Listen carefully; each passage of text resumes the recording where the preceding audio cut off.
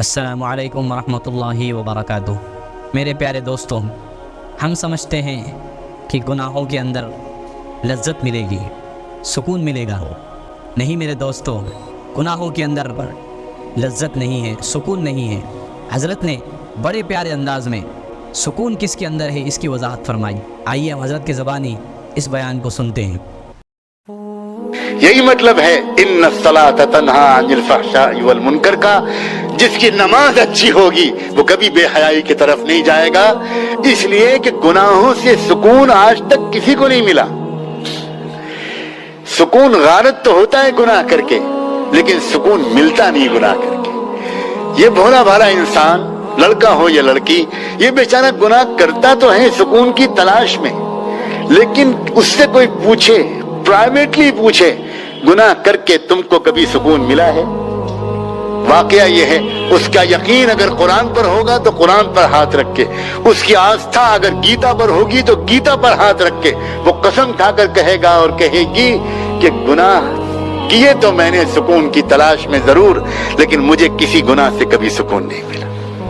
وہ سکون تو ملتا ہے اکیلے میں اپنے مالک کو یاد کرنے میں، سکون تو ملتا ہے ایک اچھا سجدہ کر لینے میں، سکون تو ملتا ہے رحمت دو عالم سرور کائنات محمد الرسول اللہ صلی اللہ علیہ وسلم کی خدمت میں محبت بھرا درود و سلام بھیجنے میں، سکون تو ملتا ہے اپنے ماں باپ کی خدمت میں، سکون تو ملتا ہے کسی اندھے کو سڑک پار کرا دینے میں، سکون تو ملتا ہے کسی غریب اور یتیم کے آنسو پوچھ دینے میں۔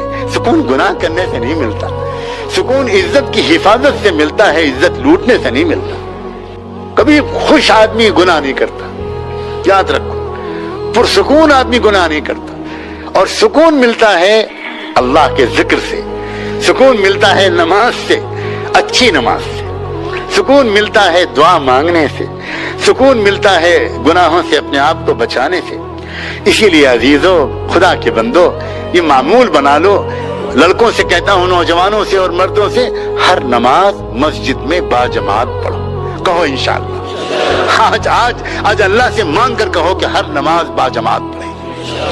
دوسری بات گزارش کرتا ہوں، زیادہ لمبے چوڑے معمولات نہیں بتاتا، تھوڑا سا قرآن شریف روزانہ پڑھ لیا کرو۔ کہو انشاءاللہ، قرآن شریف روزانہ پڑھ لو، دیکھ لینا تم قرآن کی تلاوت سے تمہاری نگاہیں جو قرآن کے چمکتے ہوئے نورانی کلمات پر پڑیں گی، یہ نگاہیں پھر گندی جگہوں پر نہیں جائیں گی۔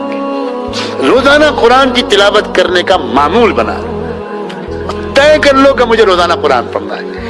اور کیا میں ہمت کر کے ایک دو چیزیں اور بتاؤں یا بس؟ جزاکم اللہ، مجھے امید ہے کہ آپ کرو گے۔ صرف 2 رکعت نماز، میں زیادہ لمبی نفلوں کو نہیں کہتا، 2 رکعت نماز توبہ کی نیت سے روزانہ کسی وقت پڑھ لیا کرو۔ صرف 2 رکعت نماز، آپ ظہر کے وقت پڑھ لو، آپ مغرب کے بعد پڑھ لو، آپ عشاء کے بعد سونے سے پڑھ لو تو سب سے بیسٹ ہے۔ صرف 2 رکعت نماز، یوں نماز پڑھو کہ اللہ میں وہ نہیں ہوں جو مجھے ہونا چاہیے، میرے مولا مجھے معاف کر دے۔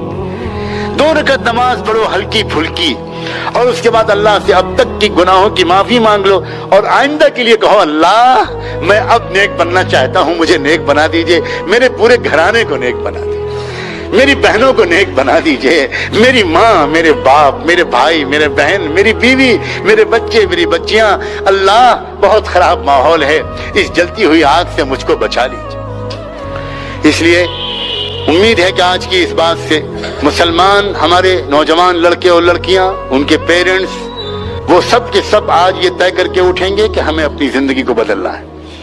پلیز بہت ہو گیا، اب دیر مت کرو۔ اور خوشی یہ ہے کہ میرا اور تمہارا رب انتظار میں بیٹھا ہے کب میرے بندے اور بندیاں مجھ سے معافی مانگیں۔ ان کی آنکھ کے آنسوؤں کا قطرہ آنکھ سے نکل کر گال پر بعد میں پہنچے گا، پہلے اللہ کی طرف سے مغفرت کا فیصلہ ہو۔ اتنا مہربان ہے اللہ تعالیٰ، جانتے ہیں کہ تم ہمارے عزیز نوجوان بچے کس ماحول میں پل رہے ہیں، بہت جلدی اللہ معاف کر دیں گے، لیکن آئندہ کے لیے اب طے کرو، اب بدلنا ہے۔ گھر کا ماحول، گھر کے باہر کا ماحول، بلا وجہ عورتوں اور بچیوں کا باہر نکلنا نہیں، گھر میں عورتوں کو انجوائے کرنا چاہیے، گھر کو انجوائے کرنا چاہیے۔ عورت کا اصل کام اس کے گھر میں ہے، گھر معمولی یونٹ نہیں ہے سوسائٹی کا، क्या हो गया इस दुनिया को, मैं किस किस टॉपिक को छेड़ूं। घर सोसाइटी का मामूली यूनिट नहीं है, सबसे इंपॉर्टेंट यूनिट है घर। घर ठीक होगा तो सोसाइटी ठीक होगी, और इस घर के सुकून का सरचश्मा औरत है, ये कुरान बताता है। इसलिए औरत को सबसे टिपिकल, सबसे ज्यादा नाजुक काम दिया गया है, जो बिल्कुल फाउंडेशन स्टोन है। अगर फाउंडेशन स्टोन सीधा रखा गया तो इमारत आगे सीधी बनेगी, अगर फाउंडेशन स्टोन टेढ़ा रखा गया तो पूरी इमारत टेढ़ी होगी। अल्लाह करे कि हम लोग सबक लें और आज इन बिखरी हुई बातों से हम सब एक नया जिंदगी का सफर शुरू करें।